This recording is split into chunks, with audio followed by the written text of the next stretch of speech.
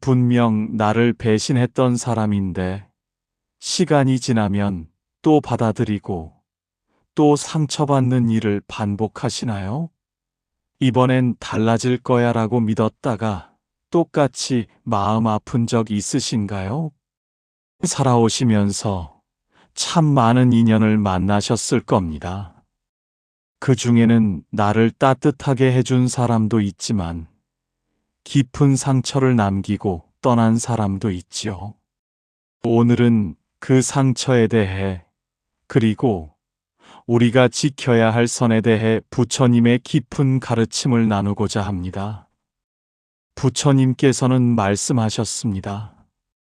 어리석은 자는 같은 돌에 2번 걸려 넘어지고 지혜로운 자는 한 번의 가르침으로 1000번의 넘어짐을 피하느니라. 오늘 이 말씀이 여러분의 남은 인생을 지키는 든든한 울타리가 되길 바랍니다. 끝까지 함께 해주세요. 살다 보면 참 이상한 일이 있습니다. 분명 나를 힘들게 한 사람인데 시간이 지나면 그 아픔을 잊고 다시 문을 열어주게 됩니다. 이번엔 변했겠지. 나이 들어 철이 들었겠지. 가족인데 어쩌겠어. 오래 알고 지낸 사이인데 하면서 말입니다. 그런데 이상하게도 그렇게 다시 받아들인 사람은 또다시 똑같은 방식으로 우리를 아프게 합니다. 빌린 돈을 갚지 않고 약속을 지키지 않고 험한 말로 마음을 찢고 믿었던 만큼 더 큰 배신으로 돌아옵니다.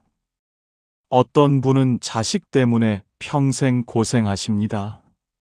돈을 대주고 집을 내주고 손주까지 돌봐주는데 돌아오는 건 원망과 불평뿐입니다.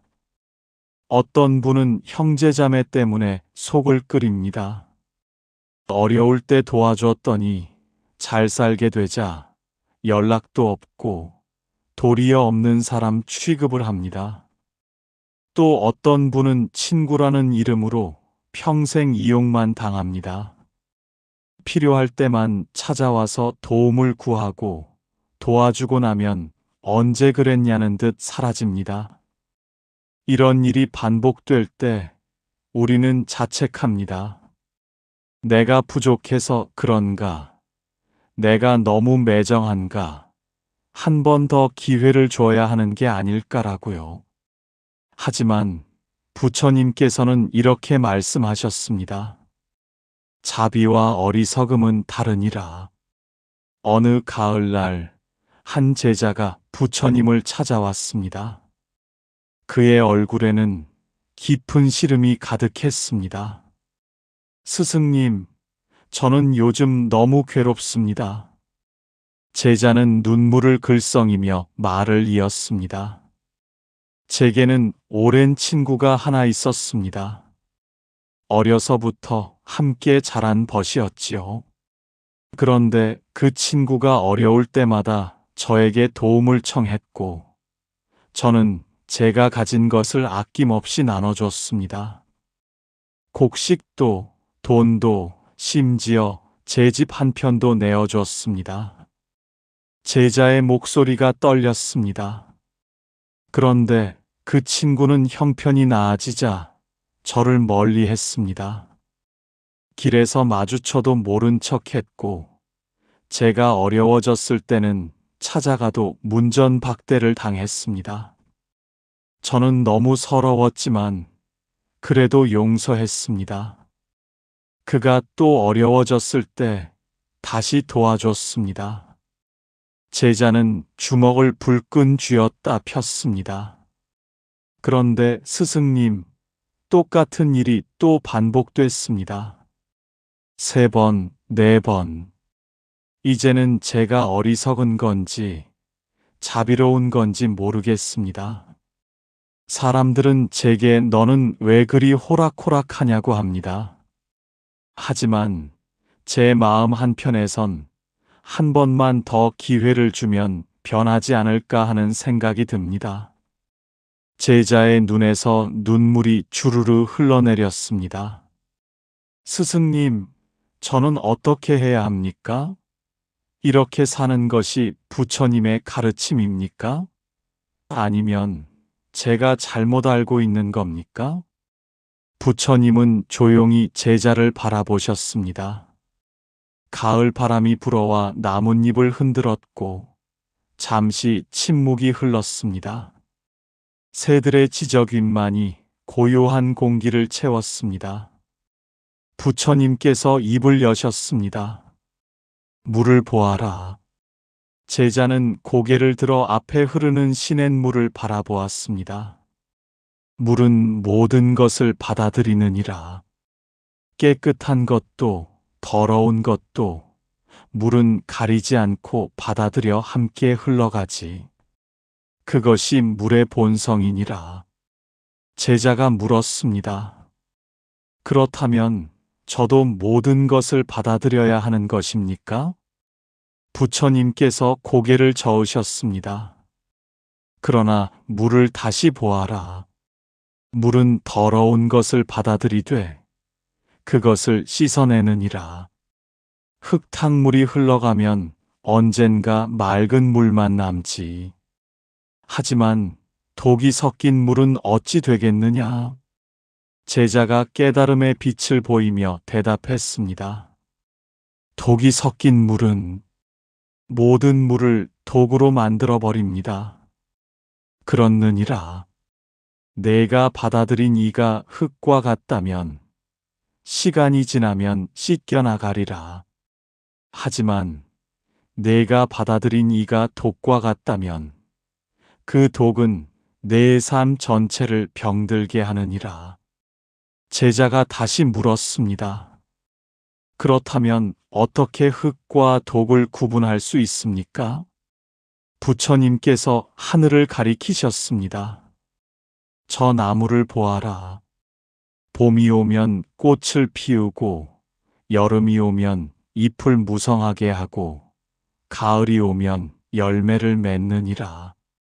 이것이 나무의 법이니라. 그런데 어떤 나무는 봄이 와도 꽃을 피우지 않고 여름이 와도 잎이 시들고 가을이 와도 열매를 맺지 못하느니라. 한 해가 그러하면 흉년일 수 있으나 해마다 그러하면 그것은 죽은 나무니라. 제자의 눈이 커졌습니다. 사람도 마찬가지니라. 한 번 실수는 누구나 하느니라. 그것은 흉년과 같으니 용서할 수 있느니라. 그러나 같은 실수를 반복하고 뉘우침이 없고 변화가 없다면 그것은 죽은 나무와 같으니라. 죽은 나무에 물을 주고 거름을 주어도 살아나지 못하느니라. 그 나무를 살리려다 오히려 내 정원이 황폐해지느니라. 제자가 깊은 한숨을 쉬었습니다. 그렇다면 저는 그 친구를 포기해야 하는 것입니까? 부처님께서 말씀하셨습니다. 포기가 아니니라. 지혜로운 구분이니라. 내가 할 수 있는 일과 할 수 없는 일을 아는 것. 내가 지켜야 할 것과 놓아야 할 것을 아는 것. 이것이 진정한 지혜니라. 제자가 여쭈었습니다. 그렇다면 구체적으로 어떻게 해야 합니까? 부처님께서 앉은 자리에서 선 하나를 그으셨습니다. 선을 긋는 것이니라. 어떤 사람은 선을 긋지 않고 살아가느니라. 누가 와도 받아들이고 무엇을 당해도 참고 어떤 아픔도 감수하느니라. 그들은 스스로 자비롭다고 생각하지만 실은 자신을 학대하는 것이니라. 어떤 사람은 너무 많은 선을 긋느니라. 작은 실수에도 관계를 끊고 한 번의 잘못에도 용서하지 않느니라. 그들의 삶은 높은 담장으로 둘러싸인 감옥과 같아지느니라. 지혜로운 자는 분명한 선을 긋되 그 선이 어디에 있어야 하는지를 아느니라. 제자가 귀를 기울였습니다. 첫째, 같은 상처를 3번 받았다면 선을 그어라. 한 번은 실수요, 2번은 경고이지만 3번은 그 사람의 본성이니라. 둘째, 뉘우침이 없는 자에게 선을 그어라. 사람은 누구나 실수하느니라.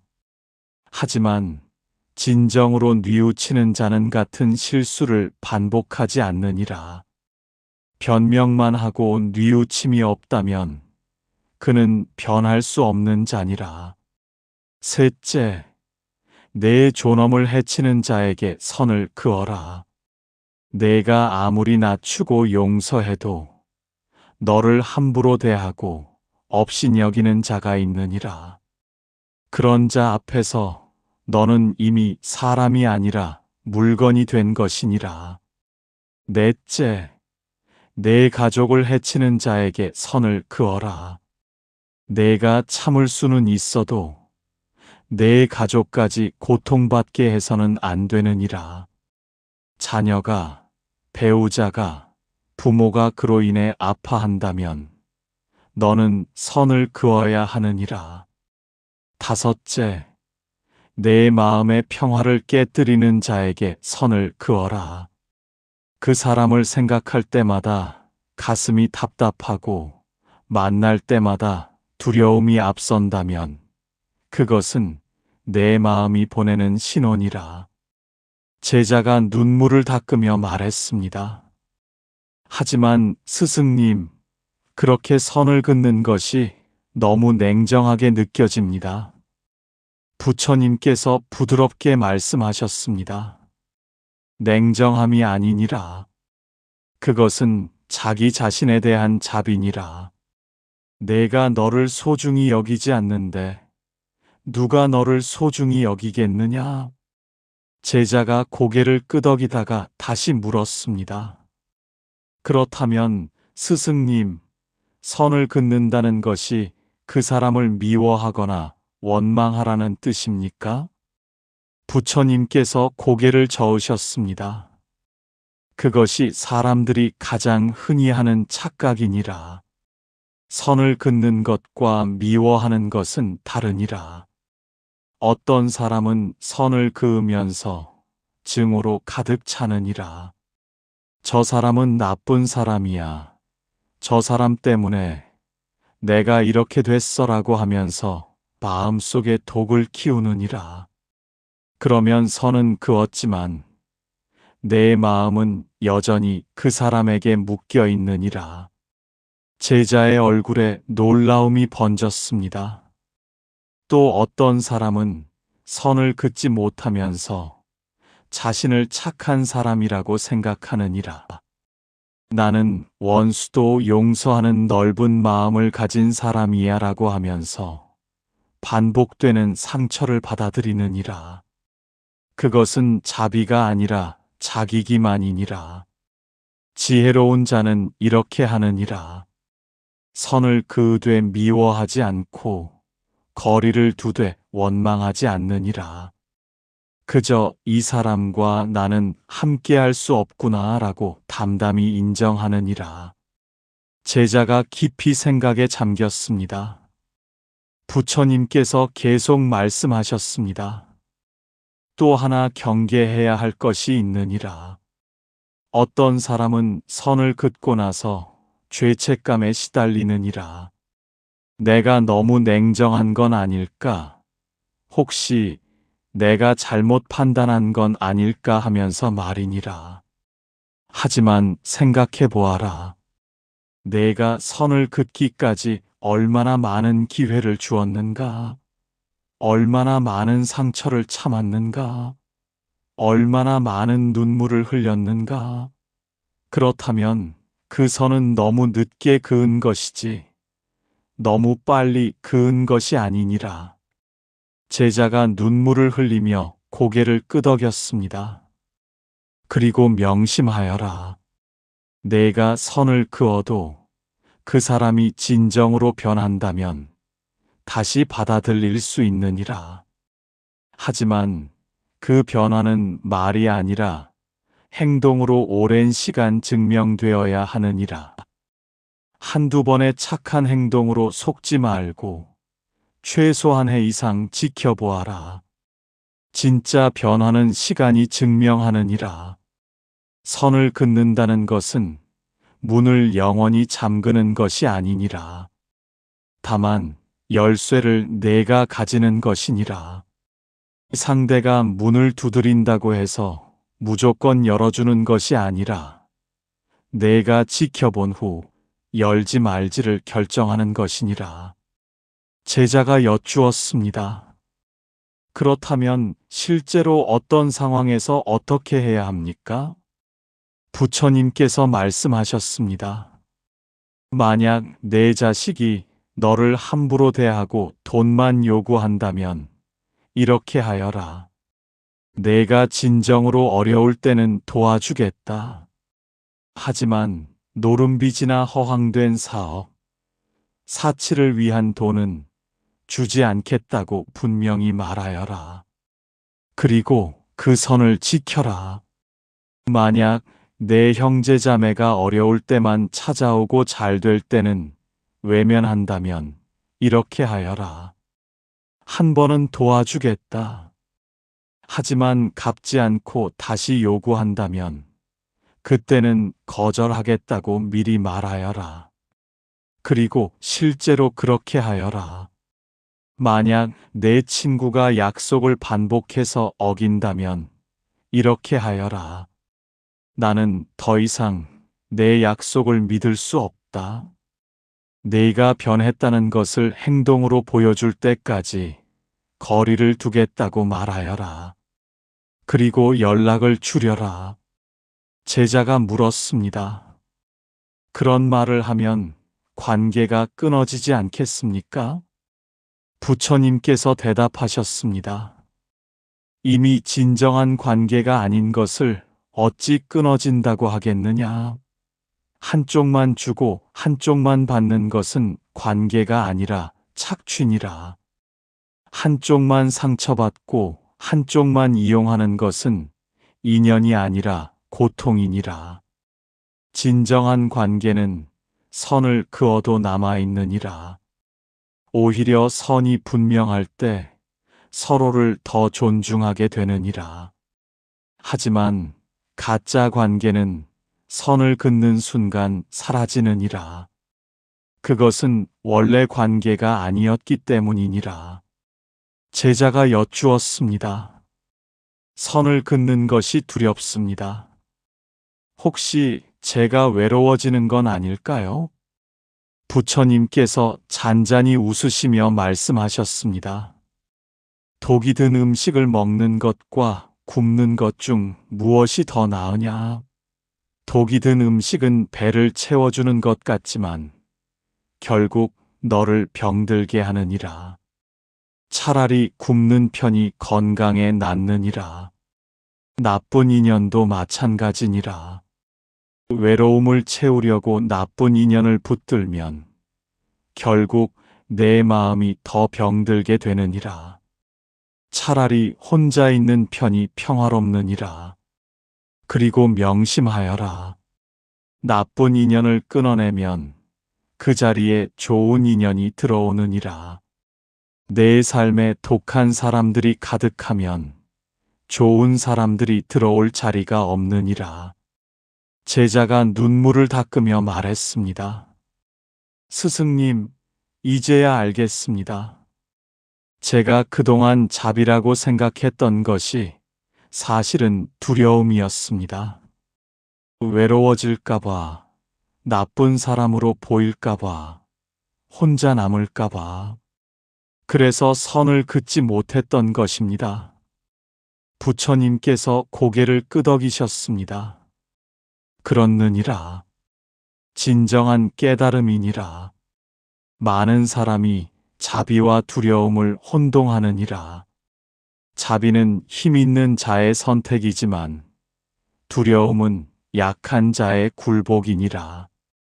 진정한 자비는 내가 온전할 때 베풀 수 있느니라. 내가 상처투성이인데 어찌 남을 치유할 수 있겠느냐? 내가 쓰러지기 직전인데 어찌 남을 일으킬 수 있겠느냐? 제자가 깊이 숙였습니다. 그리고 또 하나 깨달아야 할 것이 있느니라. 부처님께서 하늘을 보며 말씀하셨습니다. 사람들은 자주 이렇게 말하느니라. 피는 물보다 진하다. 가족은 끝까지 함께 해야 한다. 오래된 인연은 소중하다고 말이니라. 하지만 이것은 반쪽만 맞는 말이니라. 피가 진하다고 해서 독이 아닌 것은 아니니라. 가족이라고 해서 학대를 참아야 하는 것은 아니니라. 오래되었다고 해서 썩은 것까지 붙들 필요는 없느니라. 진정한 가족은 피가 아니라 마음으로 연결된 사람이니라. 진정한 인연은 시간이 아니라 서로를 소중히 여기는 마음이니라. 제자의 가슴이 뜨거워졌습니다. 스승님, 그렇다면 제가 오늘부터 새롭게 시작할 수 있을까요? 그렇느니라. 선을 긋는 것은 끝이 아니라 시작이니라. 나쁜 것을 잘라낼 때 비로소 좋은 것이 자랄 수 있느니라. 병든 가지를 쳐내야 나무가 건강해지듯이 독한 인연을 끊어내야 내 삶이 평화로워지느니라. 그리고 명심하여라. 내가 선을 긋는 순간 처음에는 외롭고 불안할 것이니라.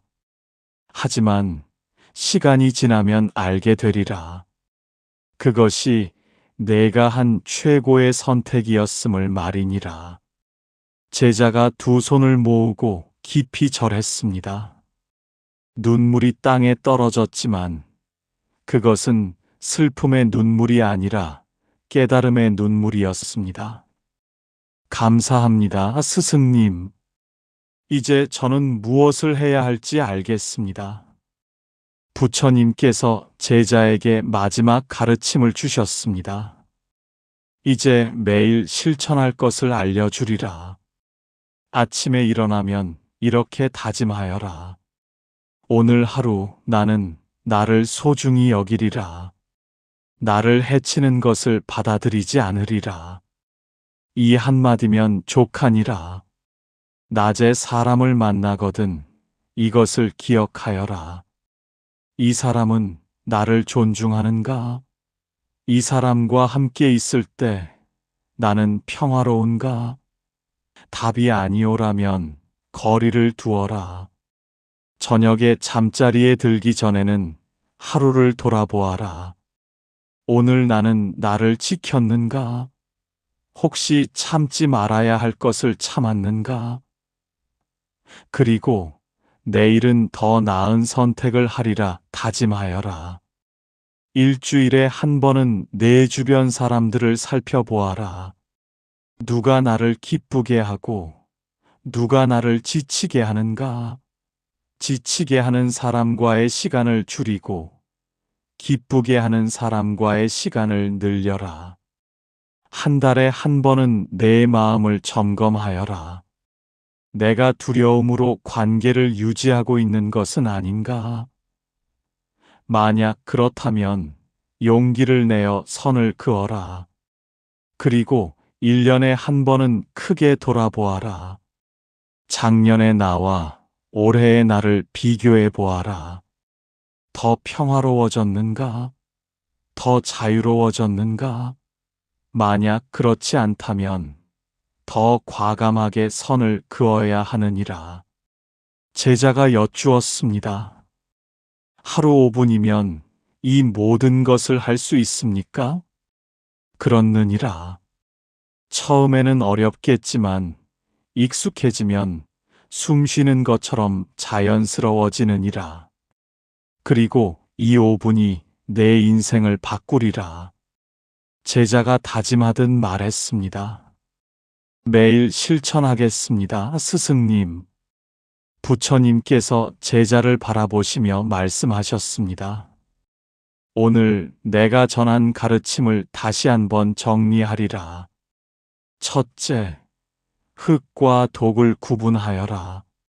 한 번의 실수는 용서할 수 있으나 반복되는 해침은 본성이니라. 둘째, 분명한 선을 그어라. 같은 상처를 3번 받았다면, 뉘우침이 없다면, 내 존엄을 해친다면, 가족을 아프게 한다면, 내 평화를 깨뜨린다면 주저없이 선을 그어라. 셋째, 선 긋기와 미워하기는 다르니라. 거리를 두되 원망하지 말고 담담히 받아들여라. 넷째, 구체적으로 말하고 행동하여라. 모호한 태도는 상황을 더 악화시킬 뿐이니라. 다섯째, 자비와 두려움을 혼동하지 말라. 진정한 자비는 내가 온전할 때 베풀 수 있느니라. 여섯째, 매일 실천하여라. 아침에 다짐, 낮에 분별, 저녁에 반성. 이것이 내 삶을 지키는 힘이니라. 제자가 깊이 절하며 말했습니다. 스승님 감사합니다. 오늘 이 가르침으로 저는 새로운 사람이 되었습니다. 더 이상 두려움으로 살지 않고 지혜로 살겠습니다. 더 이상 나를 학대하지 않고 나를 소중히 여기겠습니다. 부처님께서 제자의 머리에 손을 얹으시며 축복하셨습니다. 그렇게 하여라. 내가 너를 지킬 때 비로소 세상이 너를 존중하리라. 내가 내 경계를 분명히 할 때 비로소 진정한 인연이 찾아오리라. 앞으로 내 길은 때로 외로울 수 있으나 그것은 고독이 아니라 평안이라. 때로 힘들 수 있으나 그것은 고통이 아니라 성장이니라. 가거라. 그리고 오늘 배운 것을 잊지 말라. 내 삶에 고요한 평안과 밝은 복이 함께 하기를. 여러분, 오늘 이야기가 마음에 와 닿으셨나요? 우리 모두는 살아오면서 많은 상처를 받았습니다. 그리고 그 상처를 준 사람들에게 계속 기회를 주며 살아왔습니다. 하지만 이제는 알아야 합니다. 자비와 어리석음은 다르다는 것을, 용서와 자기 학대는 다르다는 것을 말입니다. 선을 긋는다는 것은 냉정함이 아닙니다. 그것은 자기 자신에 대한 깊은 사랑입니다. 나를 지켜야 가족도 지킬 수 있고, 나를 소중히 여겨야 남도 소중히 여길 수 있습니다. 오늘부터 시작하십시오. 아침에 일어나 나는 나를 소중히 여기리라고 다짐하십시오. 나를 해치는 사람과는 거리를 두십시오. 두려움이 아니라 지혜로 사십시오. 그렇게 하실 때 여러분의 남은 인생은 고통이 아니라 평화로, 외로움이 아니라 자유로 가득하게 될 것입니다. 오늘의 이야기가 여러분의 마음에 작은 등불이 되길 바랍니다. 당신의 삶에 고요한 평안과 밝은 복이 가득하시길 기원합니다.